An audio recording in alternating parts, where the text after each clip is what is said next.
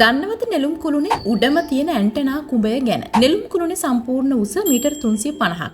ඉන් metre 88කට අධික උසක් නියෝජනය කරන්නේ ඇන්ටනා කුඹය.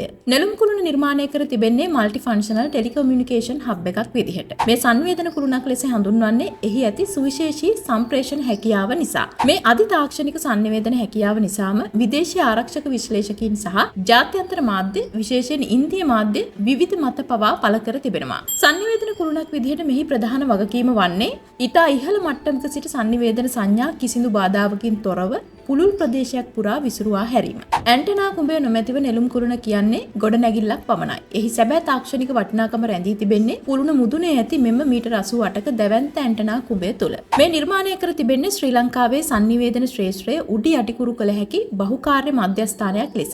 නමුත් මෙහි ඇති සුවිශාල තාක්ෂණික ශක්තිය දැනට පවතින ප්‍රායෝගික භාවිතය අතර යම් පරතරයක් පවතිනවා. තාක්ෂණිකව ගත් කල මේ රූපවාහිනී සහ ගුවන්විදුලි නාලිකා ඩිජිටල් යුගයකට රැගෙන යාමටත් අධිවේගී 5G ජාලයන් ශක්තිමත් කිරීමටත් නාවික සහ අපදා කළමනාකරණ සංනිවේදන කටයුතු මෙහෙයවීමටත් අවශ්‍ය සියලුම යටිතල පහසුකම් වලින් සන්නද්ධ වෙනවා. ලංකාවේ දැනට පවතින්නේ ඇනලොග් විකාශන ක්‍රමය. කෙසේ වෙතත් මෙරට රූපවාහිනී ශ්‍රේෂ්ඨය ඇනලොග් සිට ඩිජිටල් පද්ධතියට මාරු කිරීමේ ක්‍රියාවලිය තවමත් ප්‍රමාද වීම නිසා මෙහි ඇති සම්ප්‍රේෂණ ධාරිතාවයෙන් උපරිම ප්‍රයෝජන ගැනීමට තවමත් බාධා එල්ල වී තිබෙනවා. දැනට ප්‍රධාන දුරකථන සමාගම් කිහිපයක් සහ ගුවන්විදුලි නාලිකා කිහිපයක් පමණක් මෙහි සේවාවන් ලබා ගත්තද අනාගතයේදී රටම ඩිජිටල්කරණය වන විට අවශ්‍ය වන සියලුම අති විශාල දත්ත හුවමාරු ශක්තිය මෙහි අන්තර්ගත වෙනවා.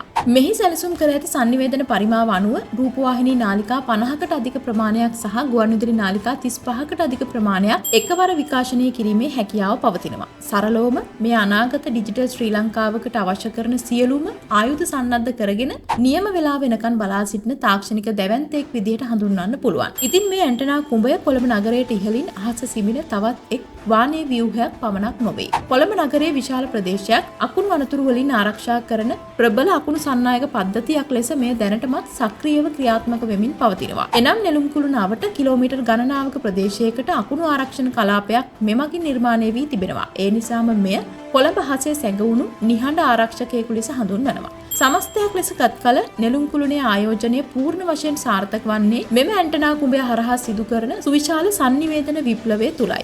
මෙම ආයෝජනයේ සැබෑ ප්‍රතිඵල දිනක කොළඹ නගරයේ ස්මාර්ට් සිටි සංකල්පය කරා ගමන් කිරීමේදී වැදගත් වන බව බොහෝ දෙනාගේ අදහසයි. විශේෂයෙන්ම 5G තාක්ෂණය, IoT සහ අනෙකුත් නවීන ඩිජිටල් සේවාවන් මෙරටට පැමිණෙන විට ඒ සියල්ල මෙහෙයවන ප්‍රධානතම තාක්ෂණික කේන්ද්‍රස්ථානයේ බවට පත්වන්නේ නෙළුම් කුළුණ. දැනට නෙළුම් කුළුණ සංචාරක ස්ථානයක් ලෙස ප්‍රසිද්ධ වුවත් එහි සැබෑ ආදායම් මාර්ගය සංනිවේදනය. ඉතින් නවීන ලෝකයේ සමග ශ්‍රී ලංකාව යා කරන මේ දැවැන්ත ඉදිකිරීම රටේ ආර්ථිකයට ශක්තියක් වේවා කියලා අපි ප්‍රාර්ථනා කරමු.